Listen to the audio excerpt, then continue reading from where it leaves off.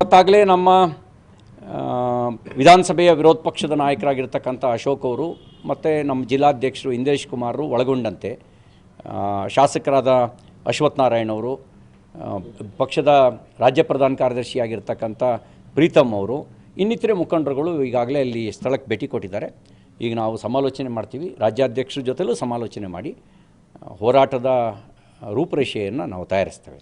CM ಕೂಡ ಅಲ್ಲಿದ್ದು ರಾಷ್ಟ್ರಧ್ವಜ ಹಾರಿಸಬೇಕಾಯಿತು, ಧ್ವಜ ಯಾಕೆ ಹಾರಿಸಿದ್ರು ಅಂತ ಹೇಳಿದರು. ನೋಡಿ, ರಾಷ್ಟ್ರಧ್ವಜ ಅದು ಸರ್ವೋಚ್ಚ, ಅದು ಸರ್ವೋಚ್ಚ. ಅಂದರೆ ನಾನು ಹಿಂದೂ, ನನ್ನ ಹೆಸರಿನಲ್ಲೇ ರಾಮ ಇದ್ದಾನೆ ಅಂತ ಹೇಳುವಂಥ ಸಿದ್ದರಾಮಯ್ಯನವರು ಅವ್ರ ಕಾಲಾವಧಿಯಲ್ಲಿ ಹನುಮಧ್ವಜವನ್ನು ಹಾರಿಸಬಾರ್ದು ಅನ್ನೋದು ಅಪರಾಧನ ಅನುಮತಿ ಪಡೆದಿರೋದು. ಅಂದರೆ ಇವರ ರಾಮನ ಭಕ್ತಿ ಏನು ಅಂತ ಗೊತ್ತಾಯ್ತಲ್ಲ. ರಾಮನ ಭಕ್ತಿ ಹನುಮಧ್ವಜವನ್ನು ಕಿತ್ತಾಕೋದು ಅನ್ನೋದು ತಾನೇ. ರಾಷ್ಟ್ರಧ್ವಜನ ಇನ್ನೂ ಎತ್ತರದ ಕಂಬ ತಂದು ಹಾರಿಸ್ಲಿ, ಯಾರು ಬೇಡ ಅಂತಾರೆ? ಜಿಲ್ಲಾಡಳಿತ ಏನು ಬರ ಬಿದ್ದಿದೆಯಾ? ಒಂದು ದೊಡ್ಡ ಇನ್ನೂ ಎತ್ತರ ಸ್ತಂಭ ಹಾಕಿ ರಾಷ್ಟ್ರಧ್ವಜವನ್ನು ಶಾಶ್ವತವಾಗಿ ಹಾರಿಸ್ಲಿ. ಹನುಮಧ್ವಜವನ್ನು ಇಳಿಸೋ ಅಧಿಕಾರ ಇವರಿಗೆ ಯಾರಿಗೆ ಕೊಟ್ಟಿದ್ದಾರೆ? ಯಾವ ಆದೇಶದ ಮೇಲೆ ಇಳಿಸಿದ್ರು? ಅಂದರೆ ಇದೆಲ್ಲ ಸಿದ್ದರಾಮಯ್ಯನವ್ರದ್ದೇ ಪಿತೂರಿನಾ? ಸಿದ್ದರಾಮಯ್ಯನವ್ರ ಆದೇಶದ ಮೇಲೇ ಮಾಡಿದಾರಾ?